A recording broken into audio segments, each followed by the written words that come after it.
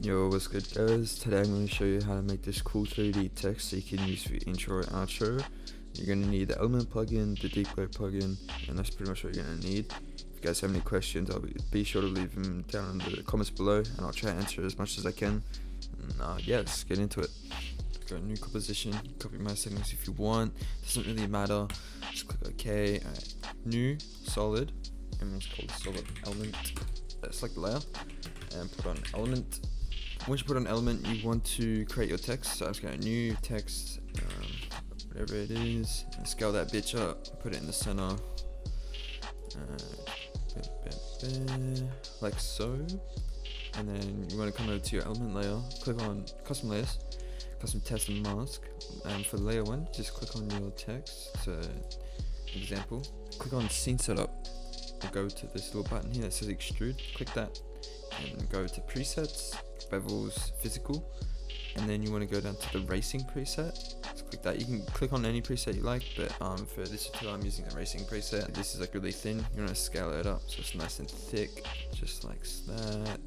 Yeah, that's good. And then we want this blue material here in the middle to be illuminating, like glowing. So for that we go down to the extrusion model, click on that so we can see the materials. Click on the blue material, this is called glass tint, and then click on the little illumination, like light bulb thing. Once you click that, change the intensity from 123 to 500, and just make the color red. Don't worry about the color for now, we can go back and change that. Click OK, and then click OK. Hide the 2D text here, just hide it, and then so you have your 3D here only. Okay, now what you're going to do is we're going to go to group 1, go to particle replicator, and actually no, not in particle replicator, sorry, particle look, and go to multi-objects and click on enable multi-object. Now once we click that, we can go down to displace and just increase that. As you can see, it's sort of like scatters the text. Once you do that, put the stopwatch on. I wish I could probably put it in a little bit closer, sort of like that. Click on this little stopwatch icon, and that'll just basically set a keyframe for you. And then you can do the same for the rotation random. So just increase that, click the stopwatch, go to the end of your timeline, unfold this, and then click U on your keyboard, and then put another 2 keyframes down, and then set these units to 0. So 0, 0. Okay, and then drag, and then select all the keyframes, and click on F9 on your keyboard. You can see this little box here, click on that, that'll take you to the graph editor. What we want to do is we want to create like a really steep curve. So click on this little cube here, and then click on this little circle, drag it down, and we want it to sort of like a really sharp hill.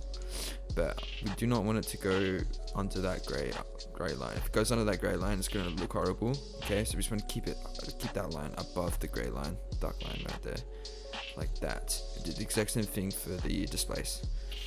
Do the same thing, so bring it down, and there we go. Now if we play it back, it should look something like this, which is cool, right?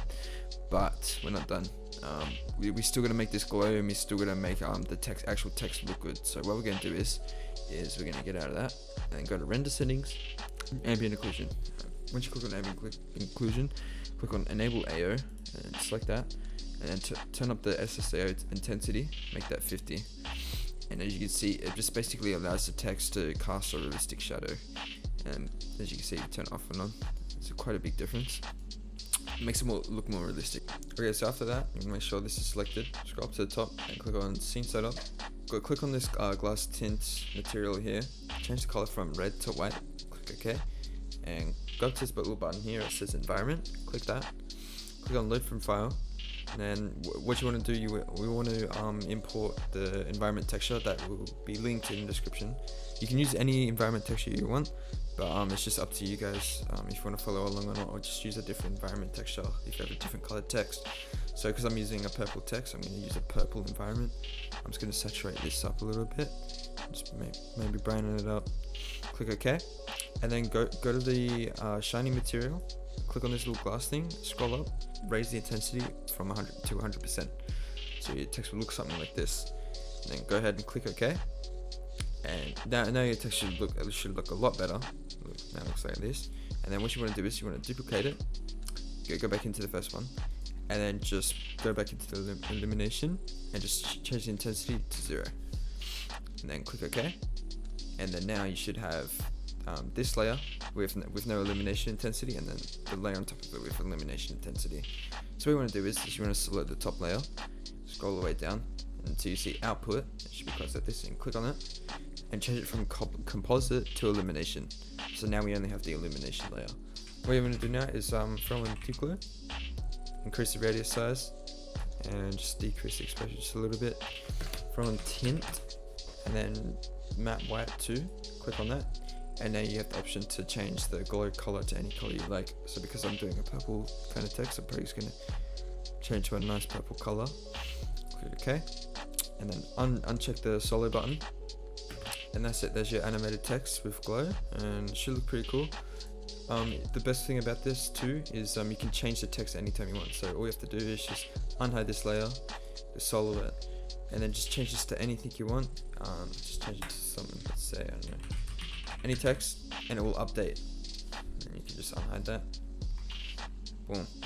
And as you can see, the animations will still stay the same. So use any text you want, and you won't have to go around playing with the animations or anything, and it would still look pretty good. So hope you guys enjoyed, and yeah, that's it guys.